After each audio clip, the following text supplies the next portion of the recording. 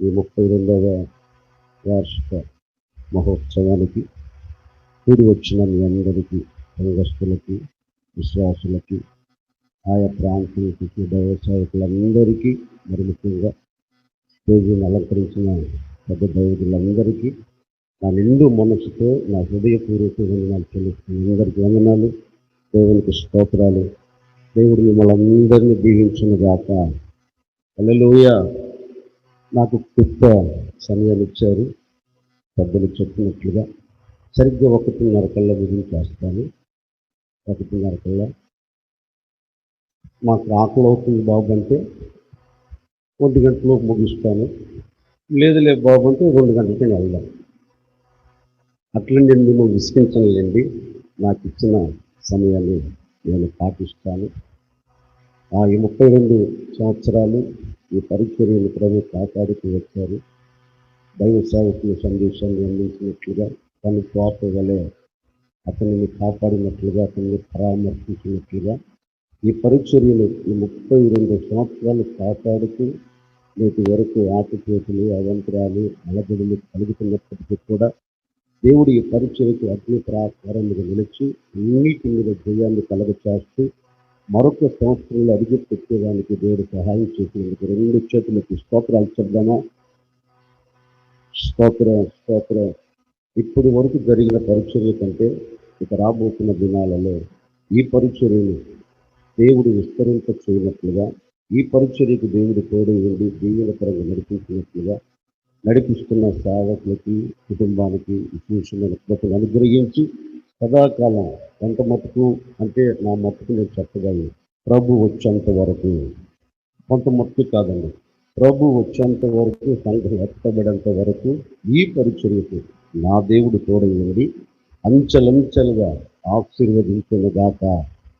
సరే, దైవజనులు చెప్పినట్లు ఒక చిన్న పాట పాడమన్నారు. పాట కంటే నేను వాక్యానికి ఎక్కువ సమయం ఇస్తాను. వాక్యానికి దైవ సాహిత్యం చెప్పారు కదా. ఒక చిన్న పాట దైవజనుల వేసవి గారు రాసి పాడిన పాట చిన్నగా మీ అందరికీ వచ్చి అనుకుంటానేంటి, కాని వారి ఇంట్లో ఎవరు ఉండరు, అందరికీ వచ్చిన పాటే. నా దీపము యేసయ్యా నీవు వెలిగించినావు, సుడిగాలిలో గడివానలో అది ఆరిపోదు అన్న పాట అందరూ కలిసి పాడుగా.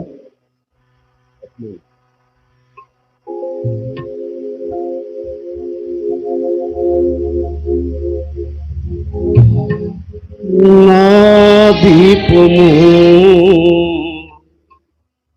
యేసయ్యా నీవు వెలిగించినావు,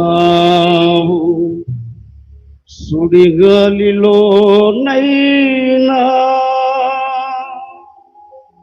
జడివానలోనైనా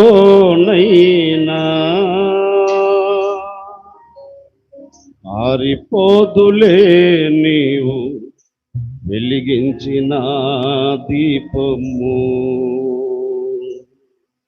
నా దీపము యేసయ్యా నీవు వెలిగించినావు, నా దీపం. అందరు తప్పులు కొడదాం, కొట్టాలి బిగ్గరగా.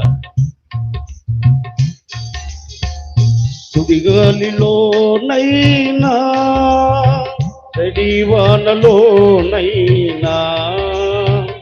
ఆరిపోదులే నీవు వెలిగించిన దీపము.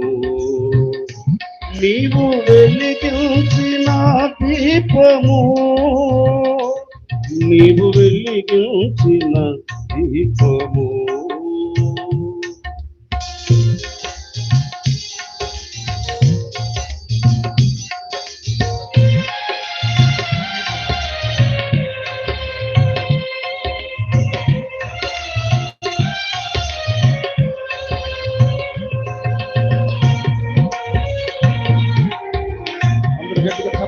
పాడుదాం.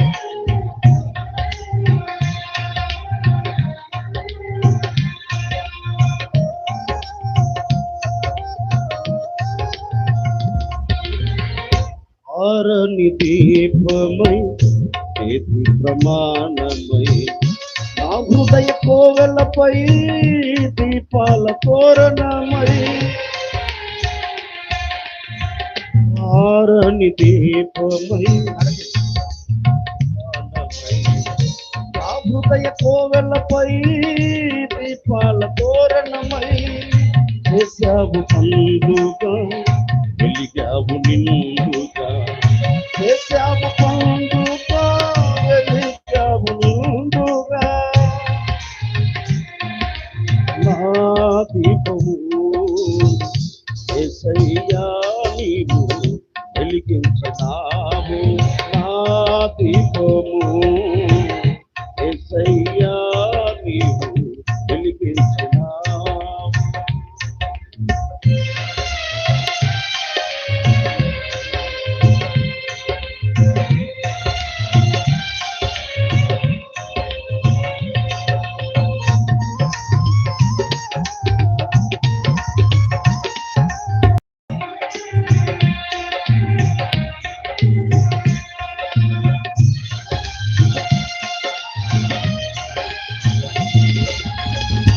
మారని నీ కృప నన్ను వీడనన్నది ఆత్మాల బడిలో నా సేద తీర్చుచున్నది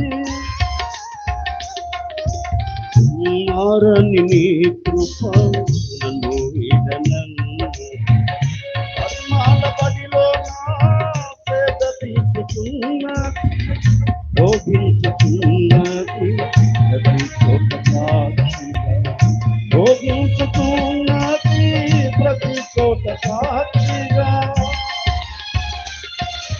నా దీపము యేసయ్యా నీవు వెలిగించినావు నా దీపము యేసయ్యా నీవు వెలిగించినావు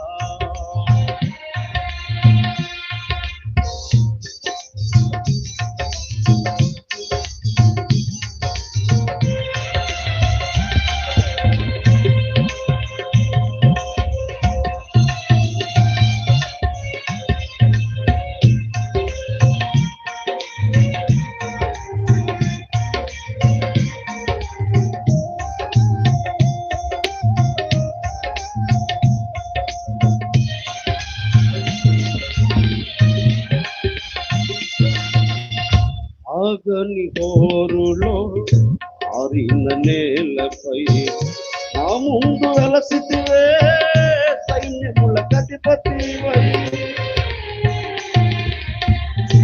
ఆగని హోరులో ఆరిన నేలపై నా ముందు వెలసితివే సైన్యముల అధిపతివై పరక్రమశాలివై నడిచావు కాపరిగా పరక్రమశాలివై నడిచావు కాపరిగా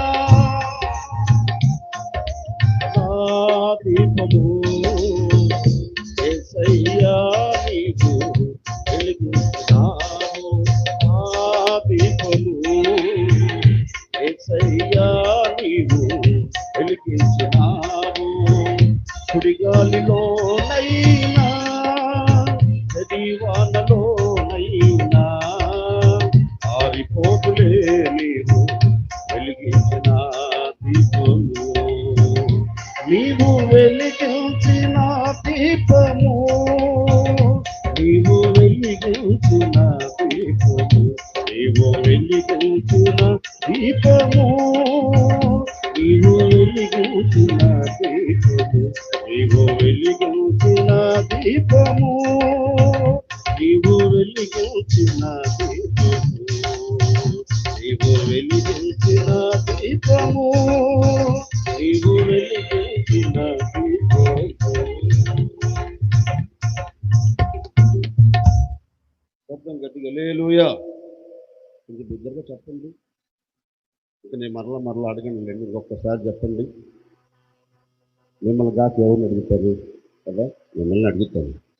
సరే, మరొకసారి ఈ 32వ వార్షిక మహోత్సవానికి కూడి వచ్చిన అందరికీ నా నిండు మనసుతో నా హృదయపూర్వకమైన వందనాలు, దేవునికి స్తోత్రాలు.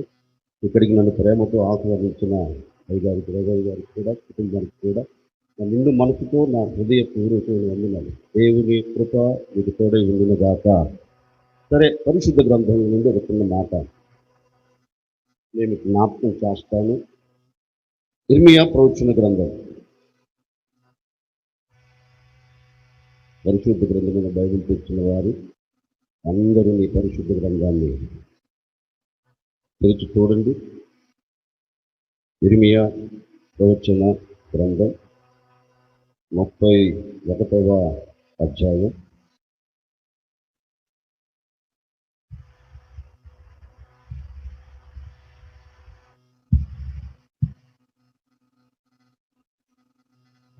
పదిహేడవ వాక్యాన్ని నేను చదువుతాను. నాతో కూడా మీరు కలిసి చదవండి. ఇర్మియా ప్రవచన గ్రంథం 31వ అధ్యాయం 17వ వాక్యం నేను చదువుతున్నాను. రాబోవు కాలమందు నీకు మేలు కలుగును. ఇప్పుడు అందరు కలిసి చదవండి, బిగ్గరగా. నీకు మేలు కలుగును. సరే, ఇప్పుడు మీ ప్రక్కన ఉన్న వారిని చూసి ఒక మాట చెప్పింది. రాబోవు కాలమందు, నన్ను కాదు మీ పక్కన చూడండి, ఆశీర్వదించండి. రాబోవు కాలమందు నీకు మేలు కలుగును. రాబోవు కాలమందు నాకు చెప్పండి, నాకు మేలు కలుగును. రాబోతున్న కాలమందు ఈ పరిచర్యకి మేలు కలుగును. ఇప్పుడు నేను మిమ్మల్ని ఆశీర్వదిస్తున్నానండి. రాబోతున్న కాలంలో మీ కుటుంబాలన్నిటికీ నా ప్రభు మేలును కలగ చేయనుగాక. రాబోతున్న కాలంలో సేవ చేస్తున్న ప్రతి సేవకుల సంఘానికి నా దేవుడు మేలు చేయునుగాక. సరే, క్లుప్త సందేశం మీకు చెప్పే జాగ్రత్తగా వినండి. ఈ మాట దేవాతి దేవుడు ఏ సందర్భంలో ఈ మాట తన నోట పలికారు, ఈ మాట పలికేదానికి ప్రబలమైన కారణం ఏంటి అని కొంచెం మనం చరిత్రలోకి వెళ్తే చరిత్రలో మనకు చక్కని ఆధారం దొరుకుతుంది. దేవుని పేరు పెట్టబడిన ప్రజలు శత్రువుల దేశానికి తరపట్టబడి వెళ్ళిపోయారు. ఈ దేవుని ప్రజలు ఏ స్థితిలో నిలిచి ఉన్నారు అంటే చాలా క్లిష్ట పరిస్థితిలో నిలిచి ఉన్నారు. చాలా కష్టకాలం వారిని వెంబడిస్తుంది. ఒక్క మాటలో మన భాషలో చెప్పాలి అంటే కష్టపడినది కూడా నోటు దగ్గరికి రాలేకపోతుంది, శ్రమ పడినది కూడా కుటుంబం అనుభవించలేకపోతుంది. అంత కఠినమైన పరిస్థితులు వారు ఎదుర్కొంటూ వాటన్నిటిని తలంచి కన్నీరు కారుస్తున్నారండి. ఏంటా, ఇక మా జీవితాలు మారవా, మా బ్రతుకులు మారవా, మా జీవితపు మనుగడ ఉంటేనా, ఇక ఏమైనా మేలుకరమైన దినాలను మేము చూడగలుగుతామా, ఇక ఏమైనా ఆశీర్వాదకరమైన దినాలను మేము వెంబడించగలుగుతామా, లేకపోతే ఇదే కష్టం, ఇదే కన్నీరు, ఇదే వేదన, ఇదే బాధ, ఇదే ఇబ్బందుల మధ్యలో మా కాలం మేము ఇక్కడే ముగించుకొని వెళ్ళాలా అనే సందేహాల మధ్యలో పడ్డారు. ఎన్ని రోజులు అంటే లేఖనం చెప్తుంది, ఇంచుమించుగా 70 సంవత్సరాలు. ఎన్ని సంవత్సరాలు? 70 సంవత్సరాలు. ఈ 70 సంవత్సరాలు ఎలాంటి పరిస్థితి అంటే చాలా క్లిష్టమైన పరిస్థితిని ఎదుర్కొంటున్నారండి. ఈ 70 సంవత్సరాలు వాడు కడుపుల వేదనను తలంచి ఒకరోజు దేవుడి దగ్గరికి వచ్చి దేవుని సన్నిధిలో ఎలుగెత్తి మొరపెడుతున్నారు. ఏంటి మా స్థితి ఏంటి మాకు తెలియట్లేదు, ఏంటి మా పరిస్థితులు ఏంటి మాకు తెలియట్లేదు, మేము ఇంతేనా అని దేవుని సన్నిధిలో ఎలుగెత్తి మొరపెడుతూ ఉంటే ఇప్పుడు దేవాతి దేవుడు వారిని చూసి, దేవాతి దేవుడు వారి పరిస్థితిని చూసి వారితో ఒక వాగ్దానమైన మాట చెప్తున్నారండి. అంటే వీరి కన్నీళ్లు చూచాడు కదా, వీరి క్రియ సఫలము కాక, వీరు అనుకున్న ఏ ఆలోచన నెరవేర్చబడక, వీరు అనుకున్న ఏ కోరిక జరగకపోయినందువలన వీరు నిరాశలో నిలిచిపోయి కన్నీరు కారుస్తున్నారు కదా. వీరి కన్నీళ్లు దేవుడు చూచాడు, వీరి బాధను దేవుడు చూచాడు. చూచిన వాడు ఏమైనా మౌనంగా ఉన్నారా అంటే మనిషి కాదు కదండి. కన్నీరు కారుస్తుంటే నాకెందుకు విడిచిపెట్టి వెళ్ళిపోయేదానికి, నరములాడుతున్న నరుడు కాదండి త్రోసి వేసేదానికి. ఆయన ఎవరు? సృష్టికి ఆధారమైన వాడు. ఆయన ఎవరు? సృష్టికి నిర్మాణకుడు. ఆయన ఎవరు? ఆయన పోలికలో మనల్ని తయారు చేసుకున్న దేవుడు. మరి ఆయన చేతులతో చేయబడిన ఈ మానవుడు కన్నీరు కారుస్తుంటే, ఆయన చేతులతో చేయబడిన ఈ నరుడు వేధించబడుతుంటే చూస్తూ వెళతాడేంటి? వెళ్లకుండా వారి మొరను విని ఇప్పుడు వారితో చెప్తున్నారు, చాలు, నా పేరు పెట్టబడిన సమూహమా, నా పేరు పెట్టబడిన జనులారా, ఇంతకాలం మీరు ఏడ్చినది చాలు, ఇంతకాలం మీరు బాధించబడినది చాలు, ఇంతకాలం మీరు పొంగిపోయినది చాలు, ఇంతకాలం మీరు రోధించినది చాలు. ఇప్పటి వరకు శత్రువులు మిమ్మల్ని తరిమిన కాలం ఇక చాలు. ఇక మీరు తరమబడకుండా, ఇక మీరు కష్టంలో నిలబడకుండా, ఇక మీదట మీరు కన్నీరు కార్చకుండా, ఈ బబులోను చెర మీ మీద ఉండకుండా నేను ఏం చేయబోతున్నానంటే మీ కన్నీళ్ళన్నిటిని నేను తుడిచివేయబోతూ ఉన్నాను.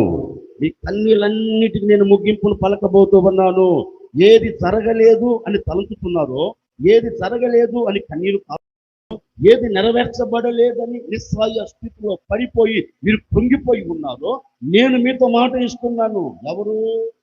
దేవాది దేవుడు ఆ ప్రజల బాధను చూచి వారితో చెప్తున్న, నేను మాటిస్తున్నాను, నేను ఆజ్ఞాపిస్తున్నాను. ఈ 70 సంవత్సరాలు కష్టపడిన కాలం ఇక చాలు, నేను దానికి ముగింపును పలకబోతున్నాను. ఈ 70 సంవత్సరాలు మీరు కన్నీరు కాచిన చాలు, కాలం ఇక చాలు, నేను దానిని ఇక ముగించబోతున్నాను అని దేవుడు ఈ ప్రజలకు చెప్తే నాకు డౌట్ లేదు. అక్కడ రాయలేదు ఆ మాట. నేను ఆలోచన మీకు చెప్తున్నాను. ఈ ప్రజలను తక్కువ వాళ్ళ ఎవరేంటండి? దేవుని చేతులతో చేయబడిన ఈ రెండు దేవునికి క్వశ్చన్ మార్క్ నిలబడ్డారు. నిలబడ్డారు. ఏమయ్యా, ఈ 70 సంవత్సరాలు మేము ఇంత బాధపడుతుంది, ఎప్పుడు లేదు, ఇప్పుడేంటి, చేస్తాను, అది చేస్తాను, ఇది చేస్తాను అన్నవారు లేకపోలేదంటారు. అక్కడ ఉండే ఉంటారు. ఉండకపోతే దేవుడు ఈ మాట వారితో చెప్పడు కదా. ఈ ప్రజలు దేవునికి అంటే అప్పుడు దేవుడు అంటున్నాడు, కాదయ్యా, మీరు చూస్తా ఉండండి, రాబోతున్న కాలములో నేను తప్పక మీకు మేలు చేయబోతూ ఉన్నాను. గట్టిగా చెప్పకు కొట్టండి ఒకసారి, గట్టిగా కొట్టండి. దేవాది దేవుడు ఆ ప్రజలకు ఒకే ఒక వాగ్దానపూరితమైన మాట చెప్తున్నాడు, రాబోతున్న కాలమునకు నేను మీకు మేలు చేయబోతున్నాను. ఇక మీ కంట కన్నీరు లేకుండా నేను మీ దేశములోనికి తీసుకొని వెళ్ళి మీ దేశములో నేను నాటుతాను. పడగొట్టబడిన ప్రాకారాన్నిటి నేను పడుతాను. ఏ చోట నుంచి అయితే మీరు ఇంటి వేయబడ్డారో, ఏ చోట నుంచి అయితే మీరు తరిమి వేయబడ్డారో, ఏ చోట నుంచి అయితే శత్రువులు మిమ్మల్ని లాక్కొని వెళ్ళారో, అదే స్థలంలోనికి నేను మిమ్మల్ని తీసుకొని వెళ్ళి నేను మీకు ఏం చేయబోతున్నానంటే ఈ బ్రతుకు దినములన్నిట నేనేం చేయబోతున్నాను, మేలు చేయబోతున్నాను అని దేవాతి దేవుడు బబులోను చెరలో నుండి వారిని విడిపించి మరలా వాగ్దానం చేయబడిన దేశంలోనికి తీసుకొని వెళ్ళి వారిని నాటి ఆ ప్రజలకు ఏం చేశాడు, అంత కన్నీరు లేకుండా మేలు జరిగిస్తూ వచ్చాడు. ఇదిగో ఈ మధ్యాహ్నపు వేళ ఒక సేవకుడిగా నేను కూడా మీ అందరితో చెప్పాలి అనుకున్న మాట ఏంటంటే, ఆ ప్రజలు వేధించబడినట్లుగా, ఆ ప్రజలు బాధించబడినట్లుగా, ఒకవేళ నేను సంవత్సరం నుంచి మాట్లాడలేదులేండి, ఈ సంవత్సరం వరకు మనం మాట్లాడుకుందాం. జనవరి 1వ తేదీ నుండి ఈ జూన్ ఈ 30వ తేదీ వరకు మీ ఇంట్లో కానీ, మీ ఒంట్లో కానీ, మీ పరిచర్యలో కానీ ఇప్పటి వరకు కన్నీరు కలగలేదంటారా? కలిగే ఉంది. నేనంటాను, కన్నీరు లేకుండా ఇక్కడ ఎవరు లేరు. పరిచర్యలో కానివ్వండి, కుటుంబ వ్యవస్థలో కానివ్వండి, వ్యక్తిగత జీవితంలో కానివ్వండి, ఏదో ఒక చోట మేలు జరగక, ఏదో ఒక చోట మనిషి వేధించబడుతూ కన్నీరు కారుస్తూనే వచ్చాడు. ఒకవేళ ఈ మధ్యాహ్నపు వేళ ఈనాటి వరకు, ఈ క్షణం వరకు ఏ పరిస్థితుల వల్ల మీకు కన్నీరు కలుగుతూ వచ్చిందో, ఏ పరిస్థితులు ఒకవేళ మిమ్మల్ని తరుముతూ బాధల మధ్యలోనికి మిమ్మల్ని తీసుకొని వెళ్ళాయో, ఇక ఆ చోట నుంచి నాకు మేలు కలగదా అనే ఆలోచనలు కూర్చొని ఉన్నావేమో నేటి వరకు. ఇక నా జీవితంలో ఒక దీవెన జరగదా, ఒక మేలు నేను చూడలేనా, ఇక నా బ్రతుకు దినములన్నిట ఈ కన్నీళ్లతోనే నేను ముగించుకోవాలా అనే ఆలోచనతో ఈ మధ్యాహ్నపు వేళ నా దేవుని మాటలు మీరు వింటున్నారేమో నాకు తెలియదండి. ఓ సేవకుడిగా నిక్కచ్చిగా నిశ్చయముగా నేను మీతో చెబుతున్నాను, ఒక సేవకుడిగా మరలా నేను మీతో చెబుతున్నాను, ఈ దినము వరకు మీరు ఏడ్చిన ప్రతి ఏడుపును నా దేవుడు ఈ మధ్యాహ్నపు వేళ దానంతటిని కొట్టివేయబోతూ ఉన్నారు. ఈ మధ్యాహ్నపు వేళ నుండి నా దేవుడు మీకు మేలును చేయబోతూ ఉన్నారు. మేలును జరిగించగలిగిన దేవుడు ఈ మధ్యాహ్నపు వేళ మీతో మాట ఇస్తూ ఉన్నారు. నేనే మీ కుటుంబానికి రాబోతున్న దినాలలో మేలును కలగ చేయబోతూ ఉన్నాను. ఇక్కడ కూర్చున్న ఒక్కొక్కరికి నా ప్రభు అయిన యేసు క్రీస్తు మేలును జరిగించబోతూ ఉన్నారు. ఇప్పటి వరకు కార్చిన కన్నీరు నా దేవుడు సమాప్తం చేయునుగాక. మీ కన్నిటిని నా దేవుడు తుడిచివేసి, మీ బాధను నా దేవుడు కొట్టివేసి, రాబోతున్న దినాలన్నిట్లో మీకు, మీ కుటుంబాలకు, మీకు, మీ పరిచర్యకు నా దేవుడు మేలును మాత్రమే జరిగించునుగాక. ఈ మధ్యాహ్నం నేను మరలా చెప్తున్నాను, ఈ 32 సంవత్సరాలు ఈ పరిచర్యను కాపాడుతూ వచ్చిన దేవుడు ఇక జరగబోతున్న రోజులలో, ఎన్ని రోజులు అంటే నేను మీకు ప్రారంభంలో చెప్పాను, ప్రభు వచ్చేంత వరకు ఈ పరిచర్య నిలిచి ఉంటుంది. నిలిచి ఉన్న ఈ పరిచర్యకు నా దేవుడు రోజు దినదినము ప్రభు వచ్చేంత వరకు ఈ పరిచర్యకు మేలే జరిగించబోతూ ఉన్నాడు. ఈ పరిచర్యకు క్షేమమే కలగ చేయబోతూ ఉన్నాడు. ఈ పరిచర్యకు దీవెనే కలగ చేయబోతూ ఉన్నారు. రాబోతున్న దినాలన్నిటిలో కూర్చున్న మనకి, ఈ సంఘానికి, ఈ సంఘస్థులకు, సేవకులకు, ఈ మాటలు వింటున్న మనందరికీ రాబోతున్న దినాలలో నా ప్రభు కన్నీళ్లు తుడిచి మేలును జరిగించునుగాక. గట్టిగా చెప్పండి ఒకసారి, హల్లెలూయా.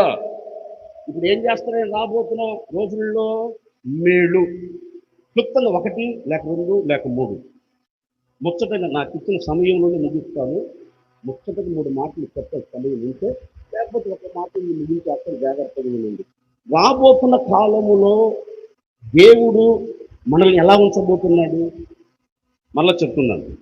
రాబోతున్న కాలంలో దేవుడు మనల్ని, మన కుటుంబాలని, సంఘాన్ని, సంఘంలో విశ్వాసులను, సేవకులుగా పిలువబడి ప్రభువును వెంబడిస్తున్న మనల్ని రాబోతున్న రోజులలో దేవుడు ఎలా ఉంచబోతున్నాడు. మొదటి మాట గట్టిగా చప్పట్లు కొట్టండి ఒకసారి. ఎందుకు కొట్టమంటున్నానంటే, కొంచెం కొట్టాను, బాగా ఆకలి అవుతుంది. అయ్యగారు ముక్క ఏమైనా ఉందా? ఇల్లుగా ఉందంట. అందుకని కొంచెం గట్టిగా కొడితే అరుగు, కొంచెం కడుపులో ఆకలి అవుతుంది, మొక్కలు కూడా కొంచెం ఎక్కువ పడతాయి. దేవునికి స్తోత్రం. చదవండి మొదటి మాట, సామెతల పుస్తకం 31వ అధ్యాయం 25వ వాక్యం.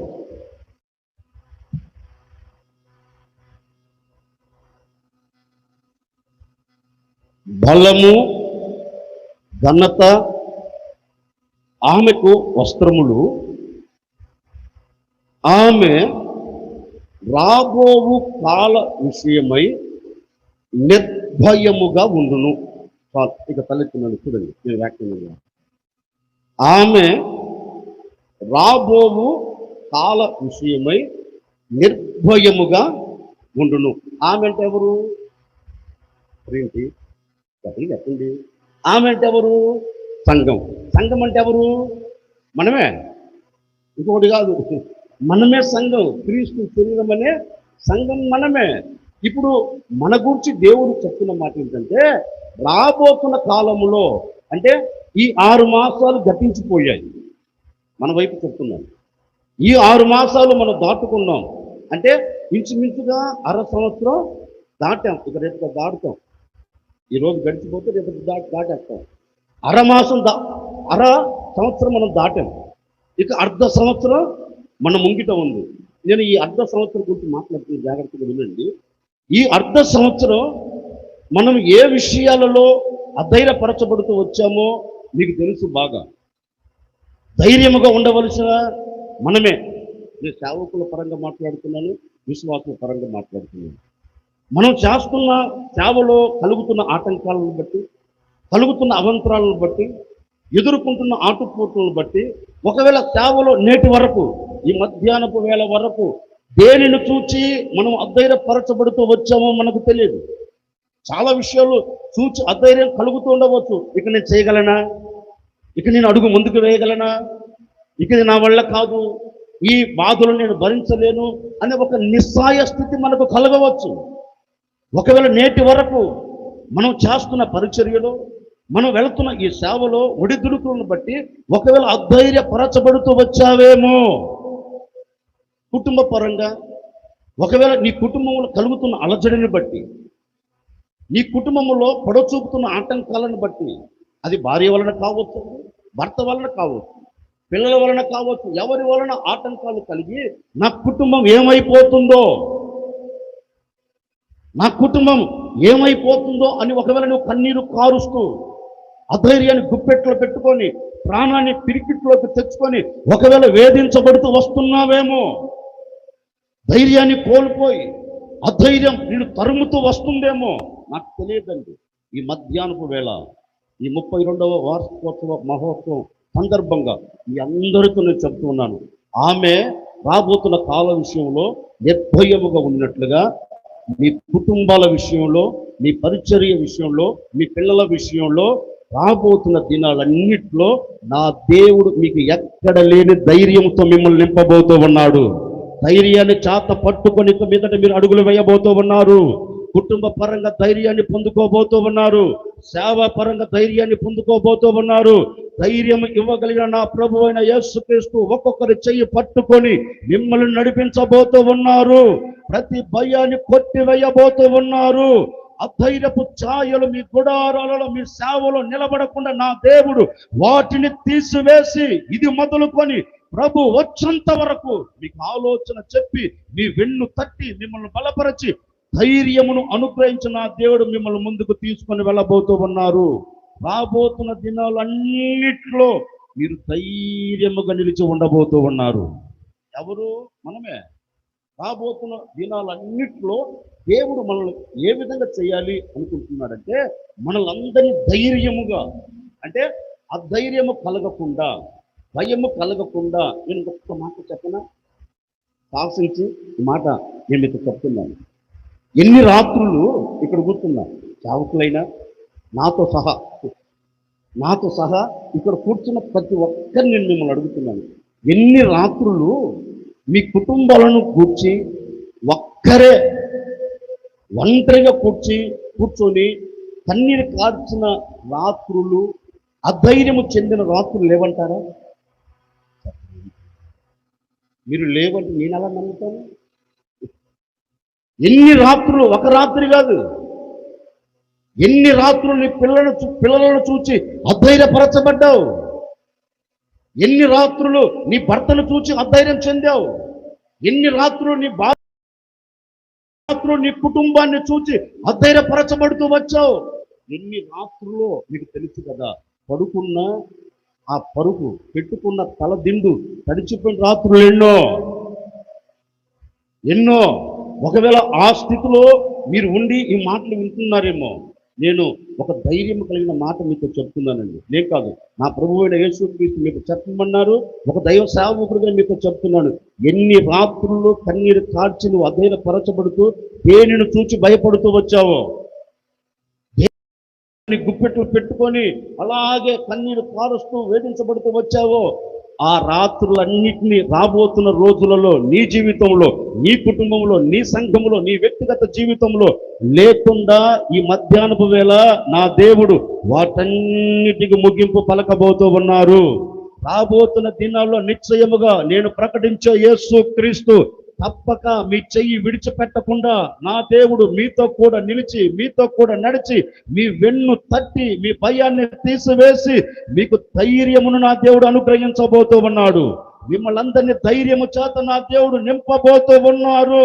ప్రతి భయము అనే మాట మీ జీవితంలో లేకుండా నా దేవుడు దూరము చేయునుగాక. రాబోతున్న దినాల్లో మనం ఎలా బ్రతకబోతున్నాము అంటే, ఎక్కడ కూడా భయము లేకుండా దేవుడు మనకేమి ఇవ్వబోతున్నాడు? ఒక ధైర్యం. మీకు బాగా పరిచయమైన మాట, సేవకులందరికీ పరిచయమైన మాట, ఒక మాట చెప్పాలి వినండి. ఒకరోజు ఒక రాజు దేవుని ప్రజలను పరిపాలన చేస్తున్న రాజుకి ఒక వర్తమానాన్ని పంపాడు. ఏమని పంపారు అంటే, ఆ వర్తమానం ఏం రాశారు అంటే, ఇదిగో చుట్టూ ఉన్న దేశాలన్నీ నేను జయించాను. ఏ దేశం మీదకి వెళ్ళినా ఆ దేశము నేను పట్టుకున్నా. ఆ దేశములో నేను జయాన్ని చేత పట్టుకొని తిరిగి వస్తున్నా. ఇక మిగిలి ఉన్న దేశం ఏదైనా ఉంది అంటే మీ దేశమే.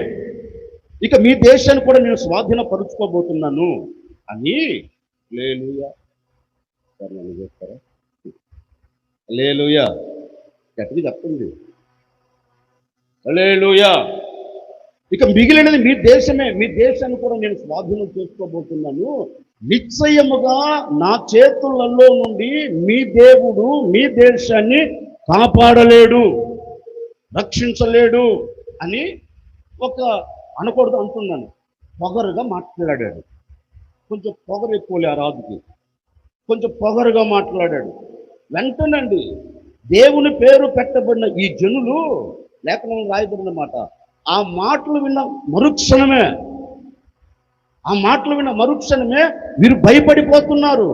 వీరు ఆరాధించే దేవుడు ఎవరు? చేతకాని వాడు కాదు కదా. వీరు నమ్ముకున్న దేవుడు ఎవరు? మధ్యలో విడిచిపెట్టేవాడు కాదు కదా. వీరిని వెంబడిస్తున్న దేవుడు ఎవరు? శత్రువుల చేతికి అప్పగించేవాడు కాదు కదా. ఇవన్నీ తెలియకుండానే వారి భయం వారి మనసులోనికి వచ్చేసింది. ఎప్పుడైతే ఆ భయం వచ్చేసిందో ఈ దేశాన్ని పరిపాలన చేస్తున్న రాజు దగ్గరికి వారు ఒక మాట అన్నారు. చూడండి, బ్రతికితే బస్ స్టాండ్లో బఠానీలైనా బ్రతికితే చాలయ్యా, వాటితో మనం ఎందుకు పోరాడాలి, వారికి బానిసలుగా వెళ్ళిపోదాం, బ్రతికితే ఊపి ఉంటే చాలు కదా అన్నట్లుగా మాట్లాడితే ఈ రాజు, యూదా దేశాన్ని పరిపాలన చేస్తున్న రాజు ఒకటి అన్నారు. చూడండి, మనము నమ్ముకున్న దేవుడు చేత కానివాడు కాదు. మనము ఆరాధించే దేవుడు మనల్ని శత్రువుల చేతికి అప్పగించేవాడు కాదు.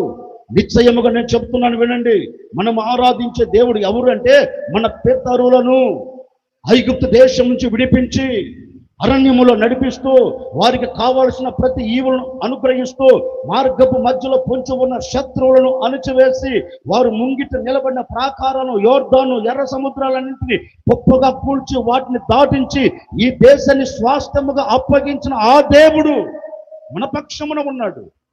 మరి ఇంతటి జయము చూచిన మీరు, ఇంతటి జయమును గురించి విన్న మీరు ఎందుకు అలజడి చెందుతున్నారు?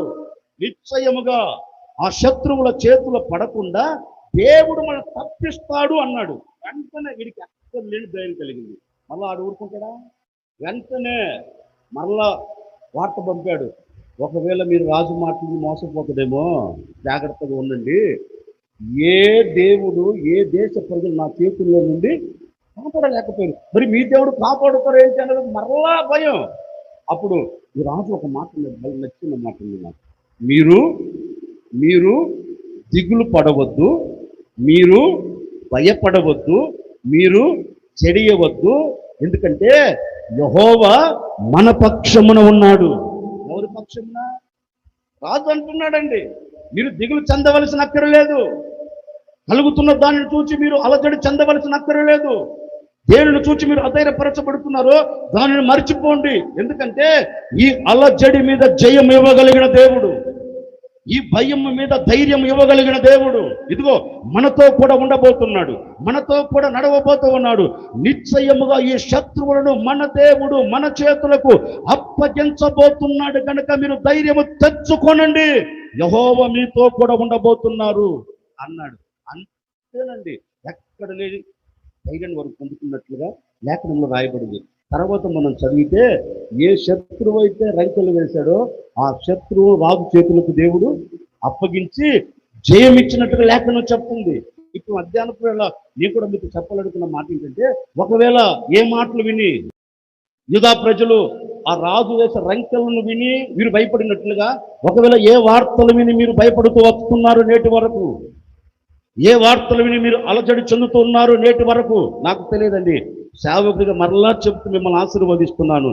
ఏ మాటలు నీ చెవిన వినబడినా, ఏ వ్యక్తులు నీ ముంగిట నిలబడినా, ఎలాంటి వ్యక్తులు నీ ఎదుట నిలబడి నీకు అడ్డుగా నిలబడినా, ఇక మీదట ఆ వ్యక్తుల నోట మాట రాకుండా, ఆ వ్యక్తులు నీ ఎదుట నిలబడకుండా నా దేవుడు మీ పాదముల కింద ఉంచబోతూ ఉన్నారు. రాబోతున్న కాలంలో ఈ కార్యమును మీరు చూడబోతూ ఉన్నారు. రాబోతున్న మాసాల్లో ఈ మేలును మీరు చూడబోతూ ఉన్నారు. ఇప్పటి వరకు అధైర్యము కలుగుతున్న మీ జీవితంలో అధైర్యము లేకుండా నా దేవుడు మిమ్మల్ని అందరినీ ధైర్యము చేత నింపబోతూ ఉన్నారు. ధైర్యమును కలగ చేయబోతూ ఉన్నారు. ఏ చోట నిలబడిన నీకు ధైర్యం ఇవ్వగలిగిన దేవుడు నీతో కూడా ఉండబోతూ ఉన్నాడు. నీవు సమాజంలో నిలబడినా, నీ వ్యాపారంలో నిలబడినా, నీ చేతు పనిలో నిలబడినా, నీ సేవా పరీక్షలో నిలబడినా, నీవు ఎక్కడ నిలబడినా అధైర్యము కలగకుండా రాబోతున్న దినాలన్నింటిలో నా దేవుడు నీకు తోడై ఉండి మిమ్మల్ని అందరినీ ధైర్యముతో నింపునుగాక. నా దేవుడు ధైర్యాన్ని మీ చేతులకు అప్పగించి ప్రభు వచ్చేంత వరకు ఆయన కౌగిలిలో, ఆయన చేతులతో మిమ్మల్ని పట్టుకొని, మిమ్మల్ని ఎత్తుకొని, మిమ్మల్ని ముందుకు నడిపించునుగాక. రాబోతున్న కాలములో దేవుడు మనం ఎలా ఉంచబోతున్నారంటే నిర్భయముగా, అంటే భయము లేని జీవితాన్ని దేవుడు మనకి ఇవ్వబోతున్నాడు. ఏ జీవితం? మీరు చెప్పండి. రాబోతున్న కాలంలో ఏ జీవితం మనకు కలగబోతుంది?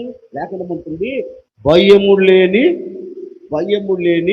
జీవితం. రెండో మాట, నేను పెద్దగా వ్యాఖ్యానం చేయండి, రెండో మాట చెప్తున్నాను. రాబోతున్న కాలంలో మనం ఎలా ఉండబోతున్నాం? యెషయా ప్రవచన గ్రంథం 27వ అధ్యాయం 6వ వాక్యం. రాబోవు దినాలలో యాకోబు వేరు పారును, ఇశ్రాయేలు చిగురించి పూయును, వారు భూలోకమంతా ఫలభరితముగా మారుదురు. హల్లెలూయా. తల్లిదండ్రులు చూడండి, చిన్న వ్యాఖ్యలు చేసి మీరు మూడో మాటకు వెళ్ళిపోతారు. ఎవరి గురించి రాయబడింది? రాబోతున్న దినాలలో ఎవరి గురించి రాయబడిందంటే యాకోబుని గురించి, ఇశ్రాయేలుని గురించి దేవుని వాక్యం చెప్తుంది. నేను యాకోబు అనే పేరు దగ్గర ఈ పేరు పెట్టుకోండి. నేను చెప్పను, రాబోతున్న దినాలలో జార్జ్ వేరు ఏమవుతుంది? ఏంటండి? ఎక్కడికి పారుతుంది? లోతైన నది దగ్గరికి. ఎక్కడికి? యేస్కేలు గ్రంథంలో ఒక మాట ఉంటుందండి. ఆ వృక్షం అంట, ఆ వృక్షంకు ఉన్న వేరంట లోతైన నదిని ఆధారం చేస్తుందట. లోతైన నదిని. ఇక్కడ రాయబడిన మాట కూడా అదే. రాబోతున్న దినాలలో జార్జ్ వేరు లోతైన నదిని, నేను మన భాషలో చెప్తాను, లోతైన నది కాదులే కానీ, రాబోతున్న దినాలలో జార్జ్ వేరు యేసయ్య మీద ఆధారపడును. ఎవరి మీద? ఇది మీరు చెప్పండి, మీ పేరు దగ్గర చెప్పండి. రాబోతున్న దినాలలో ఏం మాట్లాడరా? రాబోతున్న దినాలలో వద్దులేండి, నేను చెప్తాను, ఎందుకు లేదు. రాబోతున్న దినాలలో ఇక్కడ కూర్చున్న ప్రతి ఒక్కరి వేరు నా యేసయ్యను ఆధారము చేసుకోబోతూ ఉంది. ఎవరిని? యేసయ్య. నేను అంటానండి, ఒక చెట్టు లోతైన నదిని ఆధారం చేసుకుంటే ఆ చెట్టు ఎలా ఉంటుంది? వాడిపోదు. అర్థమవుతుందా? లోతైన నదిని ఒక చెట్టు ఆధారం చేసుకుంటే, లోతైన నదిలోనికి ఒక చెట్టు వేరు దిగి వెళితే ఆ చెట్టు ఎలా ఉంటుంది? ఎప్పుడు పచ్చగా కలకలలాడుతుంది, కల తప్పకుండా. లోతైన నదిని ఆధారం చేసుకుంటే ఒక చెట్టు ఎలా ఉంటుంది? నిత్యము పూలతో పుష్పిస్తుంది. లోతైన నదిని ఆధారం చేసుకుంటే ఆ చెట్ల ఫలాలు ఎలా ఉంటాయి? ఏంటండి? వాడిపోయిన ఫలాలుగా కాదు. ఎలా ఉంటాయి? శ్రేష్టమైన ఫలాలుగా ఉంటాయి. అందుకే వాక్యం ఉంటుంది, ఆ యాకోబు వేరు ఎవరిని ఆధారం చేసుకుంది? యేసయ్యను ఆధారం చేసుకుంది. ఇప్పుడు యేసయ్యను ఆధారము చేసుకున్నందువలన ఇప్పుడు యాకోబు ఏమయ్యాడు? చెప్పండి, ఏమయ్యాడు? అతని కుటుంబం, అతని జీవితపు మనుగడ ఏమైందంటే విస్తరించబడింది, ఆశీర్వాదానికి నాంది పలికింది. నేనంటానండి, యాకోబు ఇంటి బయలుదేరేటప్పుడు ఎంతమంది అయ్యారు? ఒక్కడే. ఒక జత బట్టలు, వేసుకున్న చెప్పులు, ఒక చేతి కర్ర, మరొకటి ఏమైనా ఉందా? ఏం లేదు. ఒంటరిగా బయలుదేరాడు. మరి ఒంటరిగా బయలుదేరిన వాడు నేటికి ఎలా ఉన్నారు? భూలోకాన్నే స్వాధీనపరుచుకున్నాడు. ఎలా స్వాధీనపరుచుకోగలిగాడు అంటే యాకోబు దేవుని మీద ఆధారపడ్డాడు. యాకోబు దేవుని మీద ఆధారపడ్డాడు కనుకనే యాకోబు సంతతిని దేవుడు ఏం చేశాడు? విస్తరింప చేశాడు. ఇదిగో ఈ మధ్యాహ్నపు వేళ నేను మీ అందరితో చెప్పాలనుకున్న మాట ఏంటంటే, ఒకవేళ నేటి వరకు నీవు యేసయ్యను ఆధారము చేసుకోకుండా మీ కుటుంబ పరంగా కావచ్చండి, మీ సేవ పరిచర్య పరంగా కావచ్చు. చాలా మంది అనుకున్న మాట ఏంటో తెలుసా? దేవుడు లేకపోయినా నేను చేయగలను. ఏం చేస్తారండి? దేవుడు లేకపోయినా సేవ ముందుకు వెళ్ళలేదు. దేవుడు లేకపోయినా, దేవుని మీద ఆధారపడకపోయినా ఒక కుటుంబం కానీ, ఒక వ్యక్తిగత జీవితం కానీ అడుగు ముందుకు వెయ్యలేదు. చాలా మంది అంటారు నాకు దేవుడు లేకపోయినా పర్వాలేదు అంటారు. ఎందుకంటే దేవుడు లేకపోతే మన జీవితపు మనుగడే లేదు. ఒకవేళ నేటి వరకు మీ కుటుంబ పరంగా కావచ్చు, మీ సేవా పరంగా కావచ్చు అండి, ఒకవేళ దేవుని మీద ఆధారపడక నీ సొంత శక్తి మీద, నీ సొంత బలము మీద, నీ బుద్ధి మీద నువ్వు ఆధారపడుతూ ఒకవేళ మీ కుటుంబంలో మీ పరిచర్య వాడిపోయి ఉన్నదేమో నేటి వరకు, నా పరిచర్య అభివృద్ధి చెందట్లేదు, నా పరిచర్య విస్తరించబడట్లేదు, నా పరిచర్య దీవెనకరంగా మారట్లేదు, నా కుటుంబం దీవెనకరంగా మారట్లేదని ఒకవేళ మీరు ఇప్పటి వరకు నిస్సహాయ స్థితిలో పడిపోయి ఉన్నారేమో నాకు తెలియదు.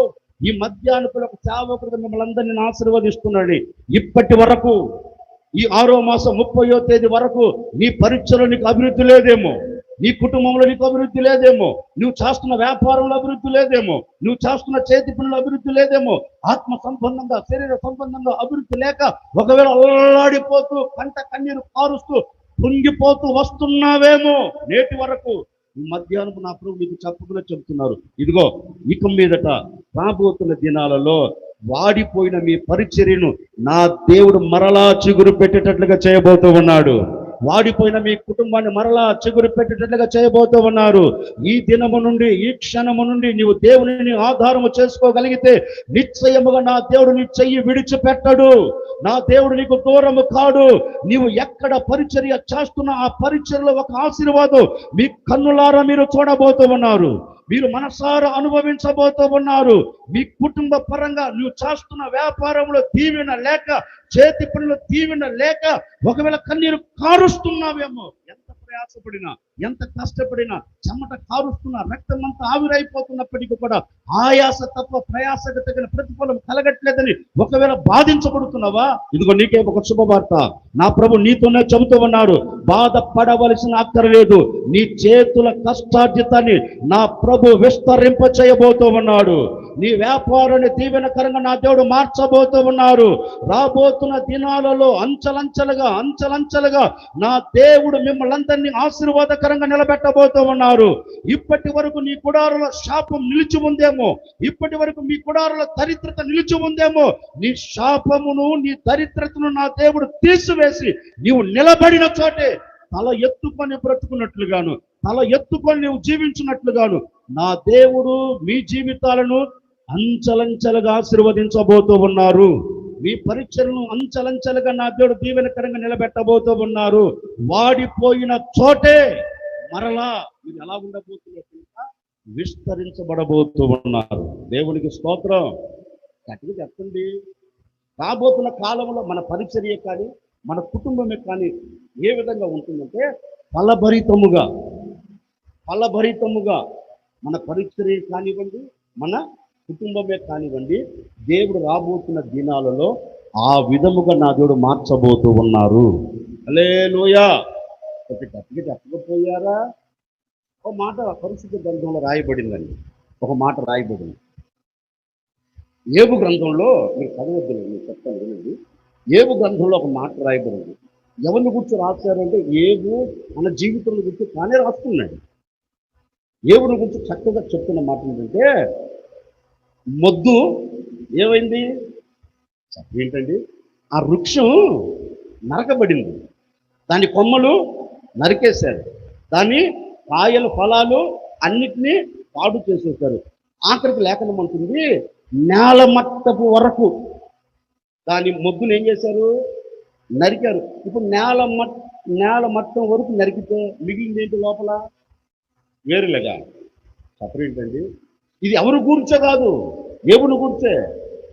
ఈ మొద్దును గురించి చెప్తున్న మాట ఏంటంటే ఆ మొద్దంతా చీకిపోయిందంట. మట్టిలో ఏమైపోయింది? మొద్దు చీకిపోయింది. అంటే మన భాష చెప్పిన ఇప్పుడు మన బట్టలు ఉన్నాయి కదా, మనం వేసుకొని ఉతికి ఉతికి వేసుకొని వేసి ఉతికి వేసి ఉతికి తిరుగుతున్నది ఏమైపోతుంది? ఏంటి? ఎక్కడ బతుకులు అక్కడేమవుతుంది? చినిగిపోతుంది కదా. అట్లాగే దీని మొద్దుకున్న వేర్లన్నీ మట్టిలో కలిసిపోయి చీకిపోతుంది. ఎక్కడ పట్టుకున్న కూడా వస్తుంది, ఎక్కడ పట్టుకున్న కూడా వస్తుంది. ఇప్పుడు ఆ మొద్దు అంటున్న మాట ఏంటో తెలుసా? ఇదిగో నేను ఈ మట్టిలో చీకిపోయినను నాకు ఒక నమ్మకం. ఏ నమ్మకం అంటే ముద్ద అంటది, నాకు నీటి వాసన తగులుతుంది. ఏ వాసన? నేను చెప్పనా? నీటి వాసన. చాలా వాటికి పోల్చొచ్చులే, కానీ వాక్యానికి పోల్చొచ్చు, పరిశుద్ధాత్మ దేవునికి పోల్చొచ్చు. కానీ నేను మీకు అర్థమయ్యే భాష చెప్తున్నాను. దీనికి ఏ వాసన తగిలిందంటే యేసయ్య వాసన తగిలింది. దేనికి? దేనికి? చీకిపోయిన మొద్దుకి. చిగురించబడతాను, ఒక నమ్మకమే లేదు, నేను మరలా ఎదుగుతాను, నేను పోగొట్టుకున్నవని మరలా సంపాదించుకుంటానని ఒక నమ్మకమే లేదు. దేనికి? వేర్లకి.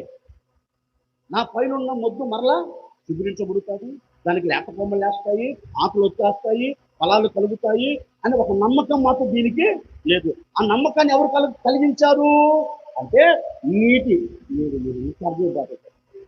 నీటి కానీ నోరు ఉంటాయి. ఏంటి?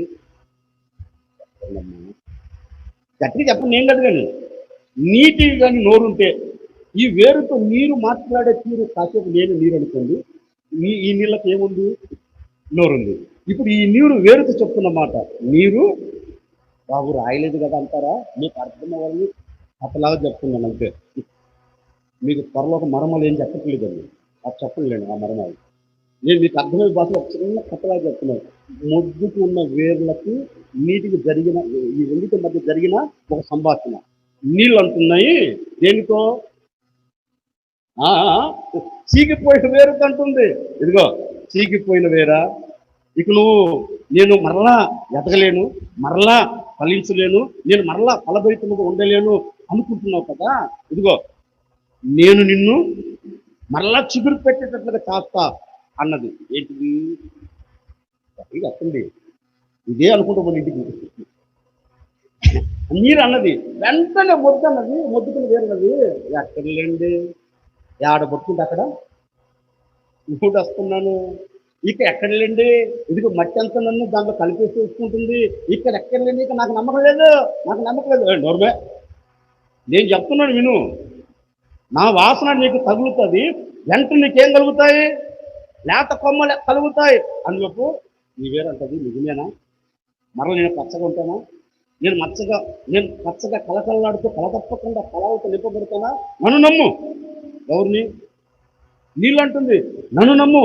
నా మీద ఆధారపడిన ఏ చెట్టు కూడా ఎండిపోలా, నన్ను నమ్ముకున్న ఏ చెట్టు కూడా వాడిపోలా, నన్ను ఆశ్రయించిన ప్రతి చెట్టు పచ్చగా కలకలలాడుతుంది. ఇదిగో నా వాసన నీకు తగులుతుంది, నా నీటి స్పర్శ నీకు అందుతుంది. ఇక మీదట వాడిపోయిన చోటే ఎలా ఉంటావు? ఫలభరితంగా ఉంటావు. నువ్వు చూడు అన్నది. వెంటనే సరేనండి, మీరు వచ్చి ఒకసారి నాకు ఆ వాసన చూపించండి, ఒకసారి వచ్చి నన్ను అంటుకోండి, ఆ స్పర్శ నాకు కావాలంటే వెంటనే నీళ్లు తగిన మరుచుకోండి ఎక్కడ ఉంటుంది. ఇదిగో నరకబడిన ఆ మొద్దులుండే, ఏ చీకిపోయినా ఆ మొద్దులుండే, ఆ వేరుండే మరలా ఏం ప్రారంభమైంది? మరల జీవం ప్రారంభమైంది. హల్లెలూయా. ఇక వెంటనండి ఇక మొలకెత్తడం పచ్చగా కలకలలాడుతూ కల తప్పకుండా ఏమైపోయింది? అది చెట్టు మహావృక్షంగా మారింది. ఆ చెట్టు చుట్టూ ఏమున్నాయి? ఫలాలు. ఈ స్టోరీ ఎవరికంటే ఏబుదే. ఒకప్పుడు అన్ని కోల్పోయాడు. నేనంటానండి, ఈ మొద్దు చీకిపోయినట్టుగా తన శరీరం మొత్తం ఏమైపోయింది? ఎక్కడ పట్టుకున్న ఊడొస్తుంది మాంసపు ముద్దలు, ఎక్కడన్నా పట్టుకున్న శరీరంలో మాంసపు ముద్దలు ఊడొచ్చేస్తున్నాయి. ఏది? వేర్లు ఎలాగైతే చీకిపోయాయో ఏబు సర్వ శరీరం ఏమైపోయింది? చీకిపోయింది. ఈ చెట్టు వృక్షం నరకబడినట్లుగా ఏమైపోయింది? పిల్లలు నరకబడ్డారు, ఫలాలు ఆస్తులు మొత్తం పోయాయి, మందలు పోయాయి, ఎడ్లు పోయాయి, సర్వం కోల్పోయారు. మిగిలిందేంటి? ఒక వేరే ఇప్పుడు ఆ ఏమంటాడు, ఒకప్పుడు నరకబడిన స్థితి ఇప్పుడు ఏ విధంగా మారిందంటే, నేను లోతైన నదిని, నీటి వాసనను నా దేవుని మీద నేను ఆధారపడ్డాను కనుకనే నా దేవుడు నన్ను సిగ్గుపడకుండా, ఏ చోట ఎండిపోయాను, ఏ చోట కుప్పగా కోల్చబడ్డాను, ఏ చోట సర్వాన్ని నేను కోల్పోయాను, అదే చోట నా దేవుడు నన్ను ఏం చేశాడు, మరల రెండింతలుగా ఆశీర్వదించాడు. నేను రెండింతల దీవెనను నేను చూడగలుగుతున్నాను అంటారండి యేబు గారు. ఒకప్పుడు ఏం లేదు, పోగొట్టుకున్నా, ఇప్పుడు మరలా నేను సంపాదించుకోగలిగా. ఎలా సంపాదించుకున్నానంటే, నేను ఎవరిని ఆధారం చేసుకున్నాను, ఏంటండి, నా దేవుణ్ణి.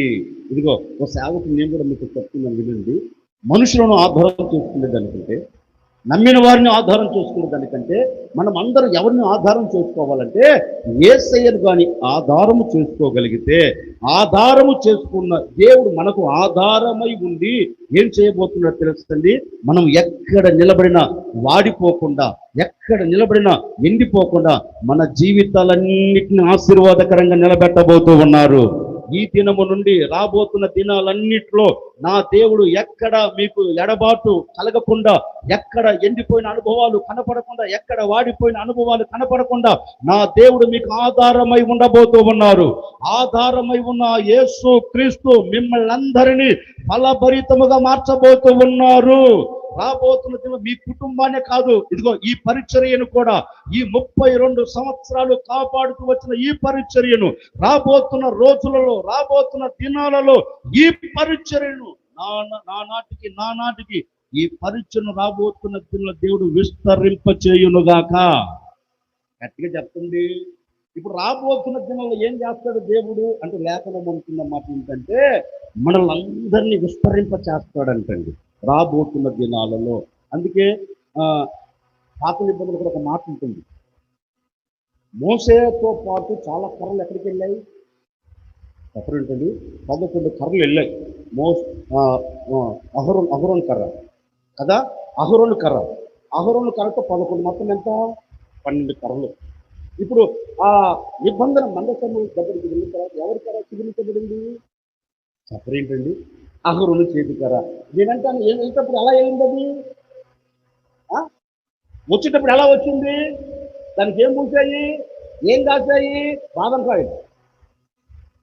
కాయలు కాసాయండి. వెళ్ళేటప్పుడు వెళ్ళింది, రాత్రికి రాత్రి అద్భుతం జరిగింది. ఎందుకని అంటే అహరోను ఎవరిని ఆధారం చేసుకున్నాడు, ఏమంటాను, మిగిలిన కర్రలు దేవుని మందిరంలోనికి వెళ్ళాయి కదా, అర్థమవుతుంది ఏం చెప్పింది. మిగిలిన కర్రలు కూడా అహరోను చేతి కర్రతో పాటే కాదా నిబంధన మందసం దగ్గర ఉంది. మరి ఈ 11 కర్రలు ఎందుకు చిగురించబడలేదు, ఈ ఒక్క కర్ర ఎందుకు చిగురించబడింది అంటే, ఈ ఒక్క కర్ర దేవుని ఆధారం చేసుకుంది. నేనంటాను, ఆ ఒక్క కర్ర మీరై ఉండాలి. ఎవరై ఉండాలి, నేను అనుకుంటానండి, ఆ ఒక్క కర్ర నేనై ఉండాలి. మీరు కూడా అనుకోవాలి, ఆ ఒక్క కర్ర, ఏ ఒక్క కర్ర, చిగురించిన చేతి కర్ర నేనై ఉండాలి. అహరోను చేతికర దేవుని ఆధారం చేసుకున్నట్లుగా ఇక్కడ కూర్చున్న ఒక్కొక్కరు దేవునికి ఆధారం చేసుకోగలిగితే, సవాలుగా చెప్తున్నారండి, మీ పరిచర్యలకు మలుపు తిరుగుతుంది. ఏ పరిచర్య, మీ పరిచర్య. నేను చెప్పనా నేను సుల్లూరుపేటకు వచ్చినప్పుడు 120 మంది, 3 సంవత్సరాలు అయి వచ్చి నేను సుల్లూరుపేటకు వచ్చినప్పుడు 120 మంది అండి లెక్క పెట్టా. ఎక్కడి నుంచి వచ్చా, నేను 1000 మంది సంఘం నుంచి వచ్చా. నేను సేవ చేసిన చోట మధురలో 1000 మంది, అక్కడి నుంచి 120 మందికి వచ్చారు. 120 మంది ఇప్పుడు సంఘం, ఈ 3 సంవత్సరాలు ఎంతమంది అంటే 500 మంది అండి. ఎందుకైందంటారు,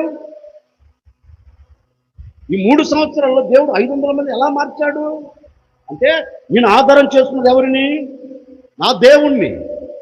నేను ఏ విశ్వాసం ఆధారం చేసుకోలేదు, ఏ వ్యక్తిని నేను ఆధారం చేసుకోలేదు. నాకు ఆధారమైన దేవుడు ఎవరంటే యేసయ్య. నేనంటానండి, నన్ను విస్తరింపచేసి మిమ్మల్ని ఎందుకు విస్తరింపచేయడు, నేను ప్రకటించే దేవుణ్ణే కదా మీరు ప్రకటించేది, నేను ఆరాధించే దేవుణ్ణే కదా మీరు ఆరాధించేది, నేను బోధించే పరిశుద్ధ గ్రంథాన్ని కదా మీరు బోధించేది. మరి మీ పరిచర్య ఎందుకు విస్తరించబడట్లేదు? ఒకటే సేవకుడు చెప్తున్నాను, ఈరోజు దేవుని ఆధారం చేసుకోండి. రాబోతున్న దినాలలో మీ పరిచర్య విస్తరించబడకపోతే నన్ను అడగండి. నిశ్చయముగా చెప్తున్నాను, మీరు ఈ రోజు దేవుని ఆధారం చేసుకుని అడుగు ముందుకు వేయండి. దేవా, నేను నీ మీద ఆధారపడుతున్నాను, మనుషుల మీద కాదు. నేను నిన్నే నమ్ముకున్నాను, నిన్ను వెంబడించాను, నిన్ను చూచాను, నీవు నన్ను పిలిచావు, నిశ్చయముగా నా పరిచర్యను ఆశీర్వదించు అని నోరు తెరచి దేవుని మీద ఆధారపడగలిగితే నిశ్చయముగా చెప్తున్నాను, ఈ సంవత్సరం తిరిగి లోపే, ఈ సంవత్సరం ముగించే లోపే మీ సంఘాలను నా దేవుడు విస్తరింప చేయబోతూ ఉన్నారు, మీ పరిచర్యను విస్తరింప చేయబోతూ ఉన్నారు. నానాటికి నూతన ఆత్మలు నా దేవుడు మీ సంఘాలలో స్థిరపరచబోతూ ఉన్నారు. మీరు దేవునికి సాక్షులుగా నిలిచి ఉండబోతూ ఉన్నారు. మీ పరిచర్యలన్నిటినీ చూస్తూ ఉండగానే నా పరిచర్యలన్నిటిని విస్తరింప చేయునుగాక. హల్లెలూయా. అందుకే ఇప్పుడు రాబోతున్న దినాలలో మనం ఎలా ఉండాలి అంటే, విస్తరించబడుతూ ఉండాలి. విస్తరించబడుతూ ఉండాలంటే మనం దేవుని ఆధారం చేసుకోవాలి. నా ముగ్గురు మాటలు చెప్తున్నాడు. రాబోతున్న దినాలలో మీ పరిచర్యలు, మీ కుటుంబాలు, మీ వ్యక్తిగత జీవితాలు, మీ వ్యాపారాలు, మీ చేతి పనులు, మీ ఆత్మ సంబంధమైన జీవితాన్ని నా దేవుడు అంచెలంచెలుగా విస్తరింప చేయునుగాక. గట్టిగా చెప్తాను కదా సార్. 2 మాటలు మీకు చెప్పారు. ఇంకొక 3 నిమిషాలు ఉంది నాకు. 1:30 ముగించమని ఒక 3 నిమిషాలు చివరి మాట చదవండి. ఇర్మియా ప్రవచన గ్రంథం 29:11 త్వరగా.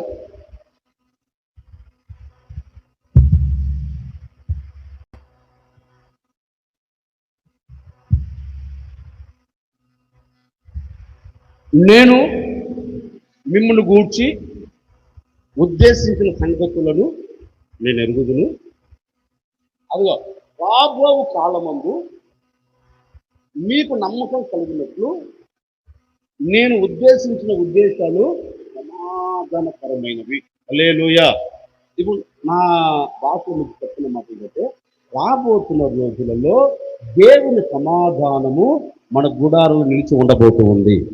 ఇప్పుడు నేను అంటానండి, ఒక మాట మిమ్మల్ని అడుగుతున్నాను. ఇక్కడ కూర్చుని ఉంది కదా, అరుపులైనా వాసులైనా ఇక్కడ కూర్చుని ఆవరణ కూర్చుని ప్రతి ఒక్కరిని అడిగే మాట ఏంటంటే, మనకు సమాధానం ఉందా? ఏంటండి, భర్తకు భార్య మధ్యలో సమాధానం ఉందా? పిల్లలకు తల్లిదండ్రుల మధ్యలో సమాధానం ఉందా?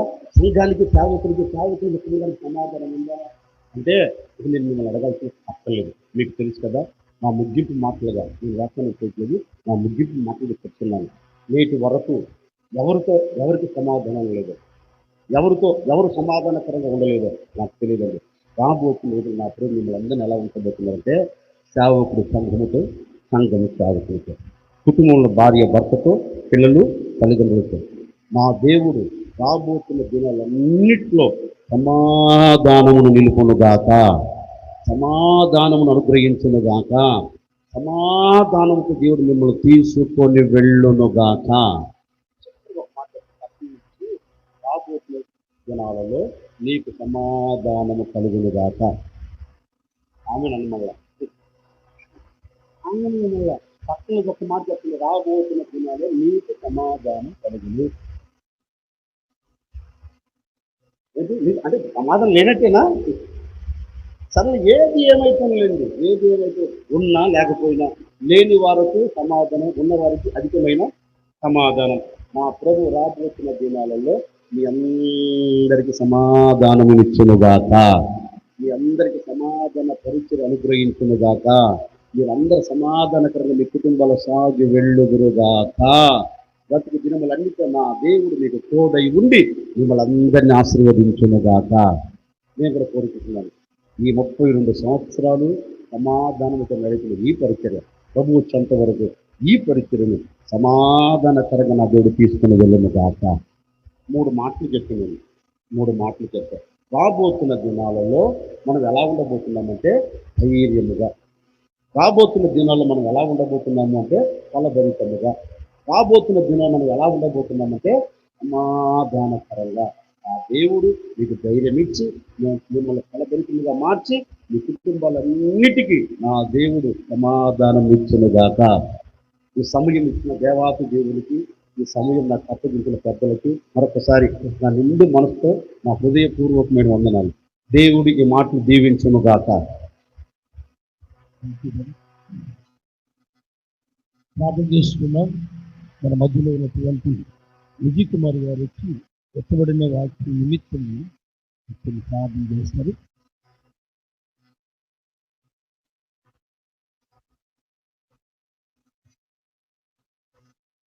ప్రేమికుల తండ్రి, పరిశుద్ధమైన దేవా, నీకు స్తోత్రములు. ఈ ఆచార్య సమయంలో అనేక సమయంలో రైతులు ప్రార్థన చేరి ఆయన సంఘంగా సమకూర్చబడి నిన్ను స్థుతించడానికి, నిన్ను ఆరాధించడానికి, నిన్ను గుణపరచడానికి, ఆ యొక్క ప్రార్థనలకు వినిపించుకోవడానికి మాకు ఇచ్చిన గొప్ప సమయాన్ని బట్టి నీకు స్తోత్రములు. అవును తండ్రి, బేకర భూమి గల పాడైన ఎడారిలో ఆయన మరి తండ్రి ప్రభాను తండ్రి కనుగొని పరామర్శించి కనుపాపలే కాపాడి ఈ బేతేలు ప్రార్థన మందిరంలో నాయన మరి తండ్రి గడిచిన 32 సంవత్సరాలు మీ దాసుడు మా సహోదరుడైన రవికుమార్ తన యొక్క ప్రయాస ద్వారా, పరిచయ ద్వారా నువ్వు రక్షించుకున్న బిడ్డలందరినీ బట్టి నీకు స్తోత్రం. నువ్వు జరిగించిన పరిచర్యలన్నిటిని బట్టి నీకు స్తోత్రములు చెల్లించుకుంటున్నాను. ప్రభా తండ్రి, ఉదయ కాలం ముందు మధ్యాహ్న కాలం ముందు నీ దాసుల ద్వారా మాతో మాట్లాడుతున్న ప్రతి ఒక్క లేఖనాలను బట్టి నీకు స్తోత్రములు. అవును తండ్రి, నాయన వ్యక్తిగతంగా, కుటుంబముగా, సంఘముగా ఎన్నో శోధనలు, శ్రమలు, బాధలు, దుఃఖములు గుండా వెళుతున్నప్పుడు ప్రభా మీరు మాకు తోడుగా ఉండే దేవుడు అని మీ వాక్యం ద్వారా మాతో మాట్లాడుతున్నారు. ఆయన మా యొక్క నాయన మరి తండ్రి భాష బిందువులను నువ్వు తుడిచేవాడు ఉన్నావు ప్రభా, అందుని బట్టి నీకు స్తోత్రములు. అంతేకాదు రాబో దినాలలో ప్రభా మేము మేలు చేసే దేవుడు ఉన్నావు. ఆయన మేము నాయన భయం లేని వారిగా, నిర్భయముగా జీవించేవారిగా చేసేవారు ఉన్నావు. అంతేకాదు ఫలభరితమైన జీవితం మేము జీవించేవారిగా చేయబోతున్నావు. అంతేకాదు సమాధానం మాకు ఇచ్చే దేవుడుగా ఉన్నామని మేము విశ్వసిస్తున్నాం, నమ్ముతున్నాం తండ్రి. ప్రభా ఈ బేతేలు ప్రార్థన మందిరాన్ని చేతిగా పెట్టుకుంటున్నాం. రాబో దినాల్లో ఇలాంటి అనుభవం ప్రతి ఒక్కరు, ప్రతి విశ్వాసి కలిగి ఉండడానికి సహాయం చేయండి. నువ్వు తీసుకొచ్చిన ప్రభా దైవజనులను బట్టి నాయన మరి తండ్రి, నాయన సేవకులను బట్టి, నాయన సహోదరులను బట్టి నీకు స్తుతులు స్తోత్రములు చెల్లించుకుంటున్నాం. నీ దాసుల ద్వారా మాతో మాట్లాడిన ప్రతి లేఖనాలను బట్టి నీ స్తోత్రములు. ఈ మాటలు మేము గ్రహించుకుని హృదయంలో భద్రపరుచుకుని ఆయన మరి తండ్రి మేము పాటిస్తూ నీ వైపు చూస్తూ ఇలాంటి అనుభవం కలిగి ఉండడానికి, అంతేకాదు నీ మీద ఆధారపడి ప్రతి విషయంలో జీవించడానికి సహాయం చేయండి. ఆయన మరొకసారి ఈ దినము తండ్రి నువ్వు ఏర్పాటు చేసిన దినము తండ్రి, ఆయన ఈ దినము మేము సంతోషించి ప్రభువా మేము ఆయన మరి తండ్రి నిన్ను మహిమపరచడానికి మాకు ఇచ్చిన గొప్ప ధనికను బట్టి స్తుతులు స్తోత్రములు చెల్లించుకుంటూ మా చిన్న స్తుతి, ఆరాధన, ప్రార్థన యేసుక్రీస్తు పరిశుద్ధ గణపరిచి అడిగి వేడుకుంటున్నాము తండ్రి. ఆమేన్.